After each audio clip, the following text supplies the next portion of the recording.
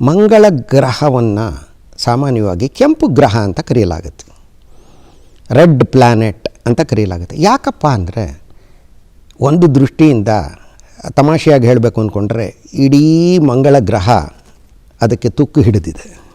ಅಂದರೆ iron oxide ಅಥವಾ ಕಬ್ಬಿಣದ ಆಕ್ಸೈಡ್ಗಳು ಏನಿದೆ, ಆ ರಾಸಾಯನಿಕ ವಸ್ತುಗಳು ಮಂಗಳ ಗ್ರಹದ ಮೇಲೆ ಇರೋದರಿಂದ ಮಂಗಳ ಗ್ರಹ ಕಿತ್ತಳೆ ಬಣ್ಣದ ಅಥವಾ ಕೆಂಪು ಬಣ್ಣದಾಗಿ ನಮಗೆ ಕಾಣಿಸುತ್ತೆ. ಇಲ್ಲಿ ಭೂಮಿಯ ಮೇಲೆ ಬೆಟ್ಟ ಗುಡ್ಡಗಳಿದೆ, ಮಟ್ಟಸವಾದ ಪ್ರದೇಶಗಳಿದೆ, ತಗ್ಗಿನ ಪ್ರದೇಶಗಳಿದೆ, ಪರ್ವತಗಳಿದೆ, ಕಣಿವೆಗಳಿದೆ. ಅದೇ ರೀತಿ ಮಂಗಳ ಗ್ರಹದ ಮೇಲೂ ಇವೆಲ್ಲವೂ ಇದೆ.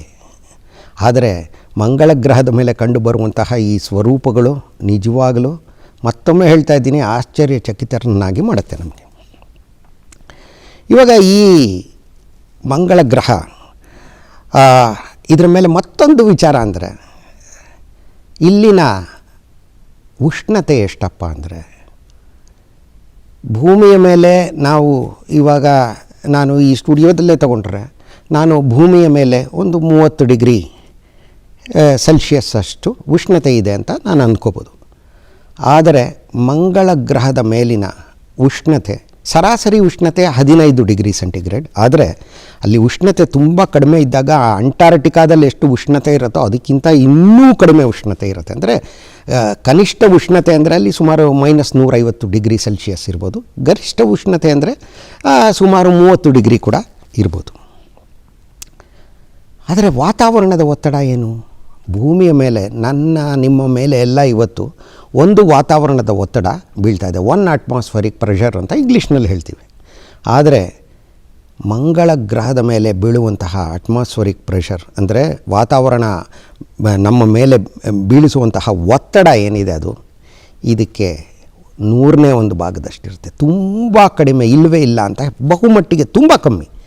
ಯಾಕಂದರೆ ಅಲ್ಲಿನ ವಾತಾವರಣ ಬಹುಮಟ್ಟಿಗೆ ತುಂಬ ತೆಳುವಾಗಿದೆ, ತೆಳುವಾದ ವಾತಾವರಣ.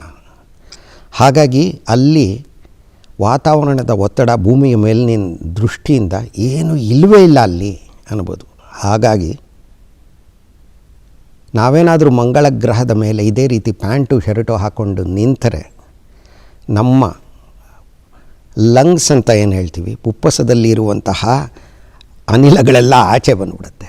ನಮ್ಮ ರಕ್ತನಾಳಗಳಲ್ಲಿ ಇರುವಂತಹ ರಕ್ತ ಕುದಿಯಲು ಆರಂಭಿಸುತ್ತೆ.